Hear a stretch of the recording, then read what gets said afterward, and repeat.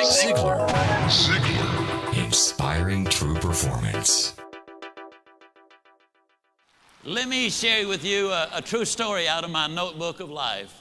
A number of years ago, got an incredible letter from a gentleman in Toronto with a substantial check in it. He said, my friend Steve Walker is following the wrong role model. He's working himself to death. His family is falling apart. His health is in danger. And he's modeling himself out of his boss. And he trusts you and respects you. If you will give us 1 hour, I will fly him to Dallas and give you this check. Wouldn't you love to have a friend like that? I sent the check back and I said, come on down. Steve and I had quite a little talk. And in our talk, I asked him why he had such a role model. What about this man that made him so completely important in his life? And he said, well, he's the most successful man I have ever known. And I said, well, Steve, what do you call success? Now, it took several minutes for him to go down the list. But the interesting thing is, though they're not in the same order that I have put them, or we list them now, these are the 8 things that he said he really considered to be successful. If a man was happy and healthy and at least reasonably prosperous and secure, if he had friends and peace of mind and good family relationship and the hope that the future is going to be better, he said, I'd consider that man as successful. Now I'm going to really encourage you to take some notes right here. And all I want you to do, and you'll be the only one that'll see it, somewhere right as I go down the list, write whether you get a plus on that one or a minus on that one. You'll be the only one to see it, but it might be an eye-opener. You see, most people never dare to evaluate really where they are.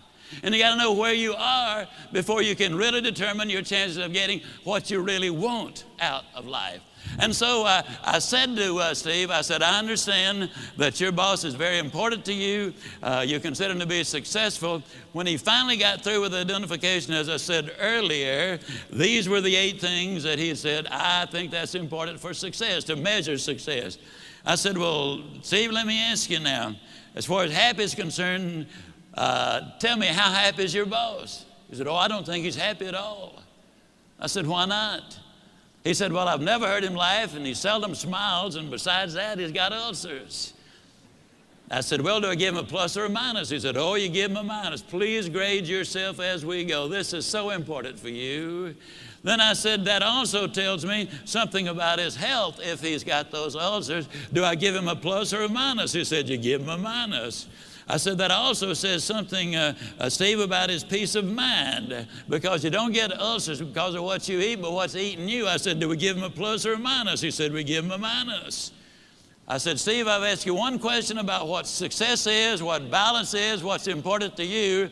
One question, and your boss comes up with 3 minuses. I said, tell me how prosperous he is. He said, man, he's got money running out of his ears, and he's getting more every day.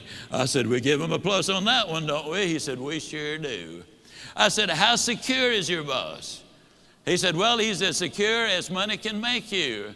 And I said, well, Steve, let me ask you, did you read where 2 billionaire brothers here in Dallas went bankrupt? I said, how does your boss compare? Oh, man, he doesn't have that kind of money.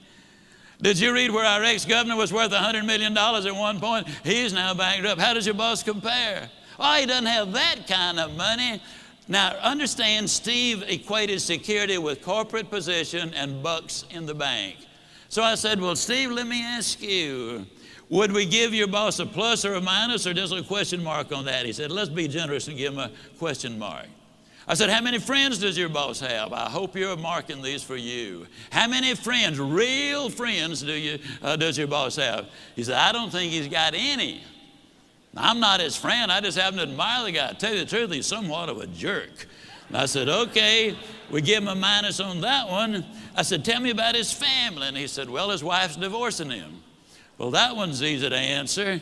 I said, how much hope does he have for the future? He said, well, before I started talking to you, I thought he had a lot. But right now, I don't think he's got any. Why did that statement come forth? Because for the first time, he had evaluated it. That's what we need to do. Evaluate where we are. Are we investing our time properly, using our resources properly? What will the end results be? Well, then I said to Steve when that was over, we give him the minus there. I said, Steve, of the 8 things that you consider marks of success, he gets 1, 2, 3, 4, 5, 6 minuses. He gets 1 plus and 1 question mark. I asked Steve a question. I'm going to ask you the same question. Steve, would you swap places with your boss right now, knowing what you know? He looked at me kind of stunned. He slowly rose to his feet and said, no, I wouldn't. Would you? Ziglar. Inspiring true performance.